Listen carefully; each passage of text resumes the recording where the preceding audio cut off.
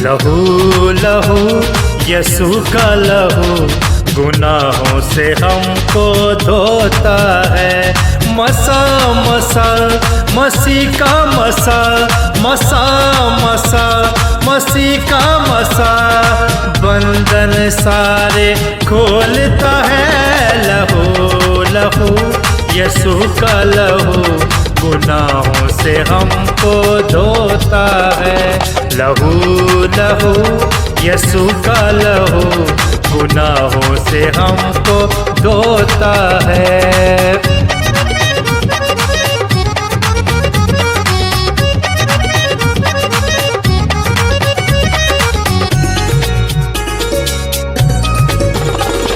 बड़े बड़े ना पीछे हटे खुदावन का रूप फरमाता है।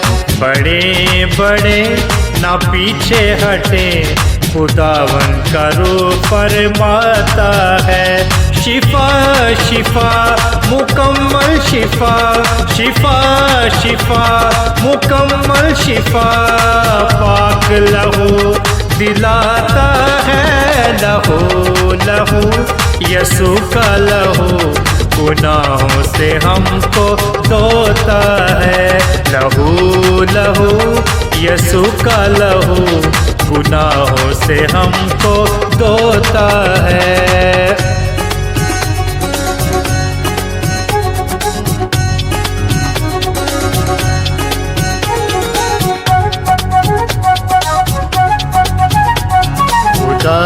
खुदा हमारा खुदा दिल में रहना चाहता है। खुदा खुदा हमारा खुदा दिल में रहना चाहता है। खुदा खुदा हमारा खुदा, खुदा खुदा हमारा खुदा रूह से भरना चाहता है। लहू लहू यसू का लहू गुनाहों से हमको धोता है। लहू लहू यसू का लहू गुनाहों से हमको धोता है।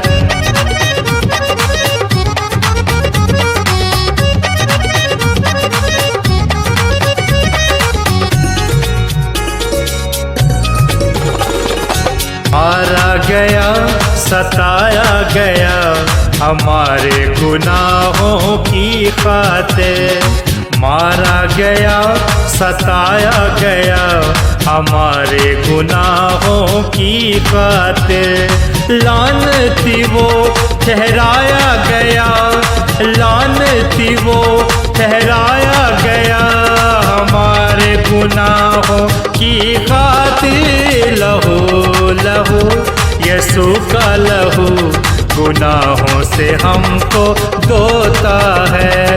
लहू लहू यसू का लहू गुनाहों से हमको धोता है। लहू लहू यसू का लहू गुनाहों से हमको धोता है। खुदावंद यीशु अल मसीह के काबिल ताज़ीम बाबरकत और ज़िंदगी बख्श नाम में आपकी खिदमत में बहुत बहुत सलाम अर्ज़ है। खुदा बाप का शुक्र है जिसने अपने बड़े करम से आज मुझे और आपको मौका दे दिया कि हम जिंदा खुदा का ज़िंदगी बख्श पैगाम सुन सकें। अभी आप खुदा की हम्दो सना सुन रहे थे। उम्मीद है आपको बरकत मिली होगी और अब मौका है कि आप खुदा का जिंदा पाक कलाम सुनिए। तो आइए तिलावत कलाम पाक सुनिए बड़े एहतराम से, बड़े ध्यान से, बड़ी खामोशी से। और आज की तिलावत मुकाशफा की किताब से है। उसका 6वां बाब है और उसकी 12 से 17 आयत तक बगौर सुनिए। किताब मुक़द्दस में इस तरह से लिखा हुआ है, और जब उसने 6ठी मोहर खोली तो मैंने देखा कि एक बड़ा भौंचाल आया और सूरज कम्बल की मानिद काला और सारा चांद खून सा हो गया और आसमान के सितारे इस तरह जमीन पर गिर पड़े جس طرح زور کی آندھی سے ہل کر انجیر کے درخت میں سے کچے پھل گر پڑتے ہیں، اور آسمان اس طرح سرک گیا جس طرح مکتوب لپیٹنے سے سرک جاتا ہے، اور ہر ایک پہاڑ اور ٹاپو اپنی جگہ سے ٹل گیا، اور زمین کے بادشاہ اور امیر اور فوجی سردار اور مالدار اور زور آور اور تمام غلام اور آزاد پہاڑوں کے غاروں اور چٹانوں میں جا چھپے، اور پہاڑوں اور چٹانوں سے کہنے لگے کہ ہم پر گر پڑو اور ہمیں اس کی نظر سے جو تخت پر بیٹھا ہوا ہے اور برے کے غضب سے چھپا لو، کیونکہ ان کے غضب کا روز عظیم آ پہنچا، اب کون ٹھہر سکتا ہے؟ خدا کے پاک کلام کی تلاوت پر اس کی برکت ہو، آمین۔ میرے بھائیوں، میری بہن، میرے بچوں، میرے بزرگوں، جو بھی آپ اس وقت کلام سننے کے لیے حاضر ہیں، آج بڑا ہی سنجیدہ پیغام ہے، غور طلب ہے، دھیان دینے کی ضرورت ہے، اور وہ یہ ہے برے کا غضب۔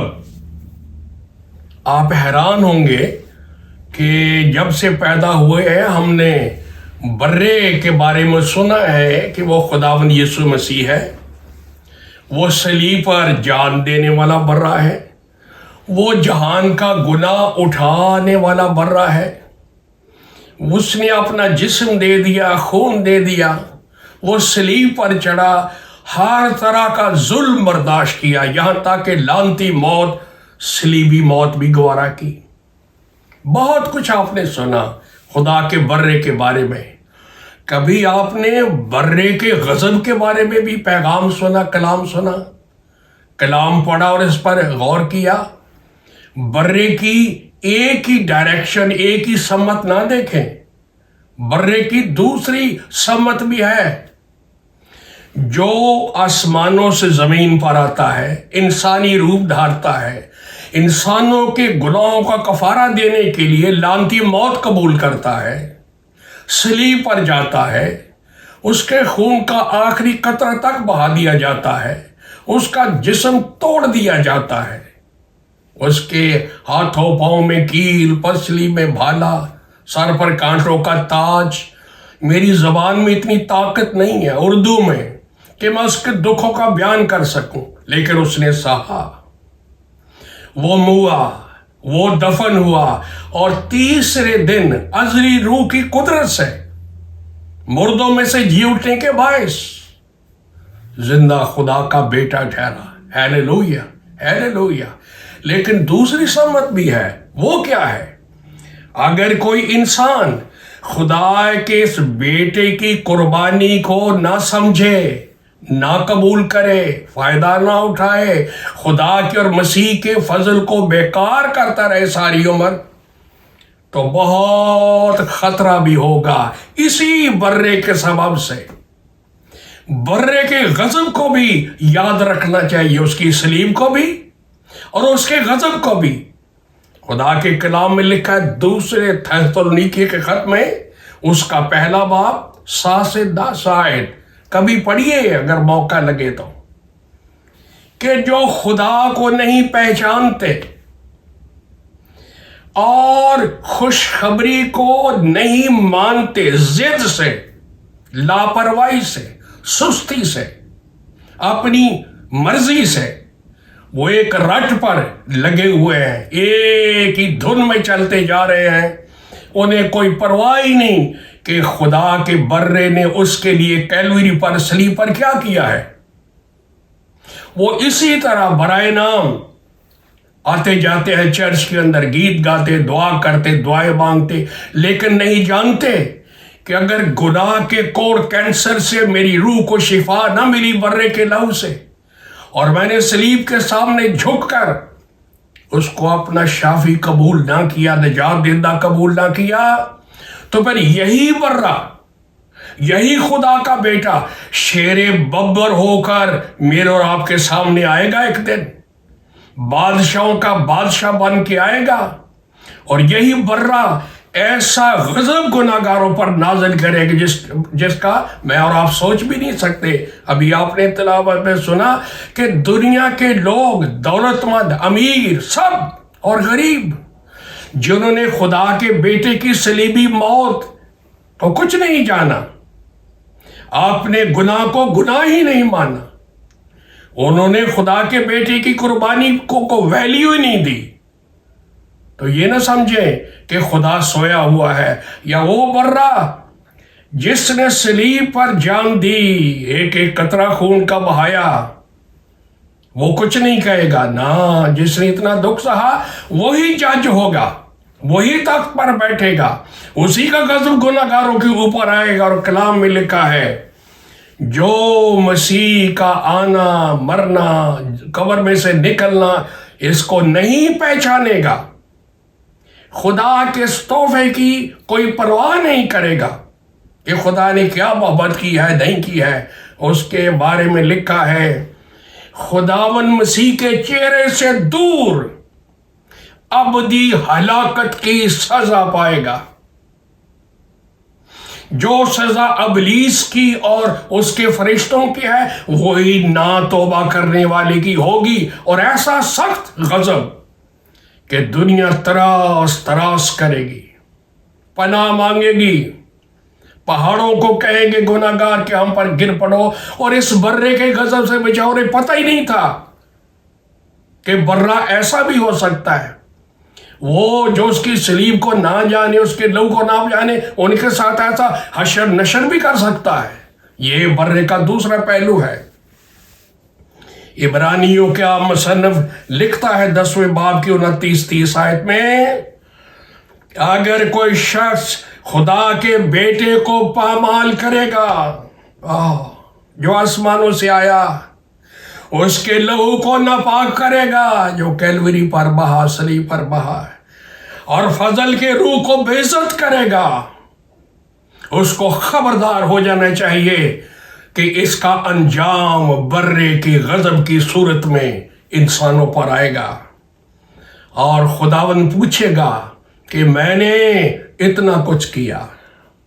باپ پوچھے گا، میری محبت کی کوئی انتہا نہ تھی تیرے لیے، میرے برے کی، میرے بیٹے کی قربانی کی کوئی انتہا نہ تھی تیرے لیے، تو نے ضد کی، تو نے توبہ نہیں، تو نے گناہ نہیں چھوڑا، بری عادتوں کو نہیں چھوڑا، حالانکہ مسیح مصلوب تیری آنکھوں کے سامنے رہا، چرچ میں، عبادتوں میں، خدا کے خادموں کے پیغامات میں، لیکن تو نے کیا کیا ہے؟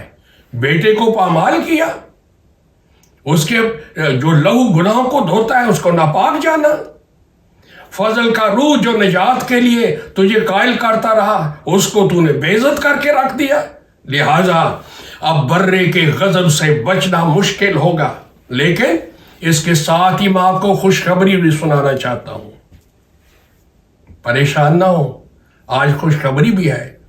2 پطرس 3 باب 9 سے 13 آیت تک پڑھیے گھر میں بائبل مقدس کھول کے۔ یہ غضب ان پر ہوگا جو توبہ کی حاجت ہی نہیں رکھتے۔ لکھا ہے خدا کسی کی ہلاکت نہیں چاہتا، وہ کسی پر غضب نازل کرنا نہیں چاہتا، برائے دنیا کا یہ حشر نشر کرنا نہیں چاہتا۔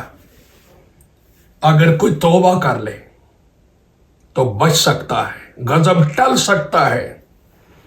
خدا اپنے وعدے میں دیر نہیں کرتا جیسی دیر بعض لوگ سمجھتے ہیں۔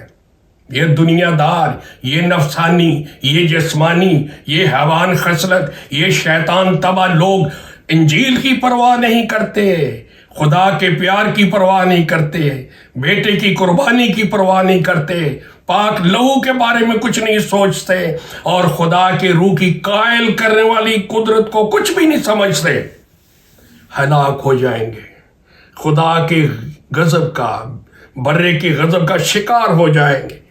لیکن اگر کوئی اپنے گناہوں سے توبہ کرے تو آج بھی معافی ہے۔ خدا کے کلام میں لکھا ہے خدا کی خوشی اس میں نہیں کہ وہ غضب بھیجے اور وہ گناہگاروں کو فنا کرے. اس کی خوشی یہ ہے کہ گناہگار سچی توبہ کر کے خدا کو خدا مانے, اس کے بیٹے کو اپنا نجات دہندہ مانے, پاک روح کی عزت کرے اور اپنی زندگی اس کے قدموں میں ڈالے تو ہمیشہ کی زندگی پائے, گناہوں کی معافی پائے, گناہ کے کوڑ کینسر سے شفا پائے, سر کے چاند سے پاؤں کے تلوے تک پوری صحت پا جائے. میری دعا ہے کہ خدا آپ کو یہ توفیق دے کہ نہ صرف صلیب پر جانے والے برے کو یاد کریں کروسیفکشن اور ریزریکشن کی عید پر, بلکہ یہ بھی جانیں کہ اگر اس حقیقت کو قبول نہ کیا تو برے کا غضب ہوگا, لیکن توبہ کا دروازہ کھلا ہے, مسیح بلا رہا. آئیے اپنا رجحان مسیح کے قدموں پر ڈالیے, اس کی قربانی کا شکر کیجیے, اس کے لہو سے اپنا ضمیر دھوئیے اور زندگی پائیے. میری دعا ہے کہ خدا آپ کو یہ مبارک فیصلہ کرنے کی بڑی توفیق عطا فرمائے. God bless you. Thank you very, very much.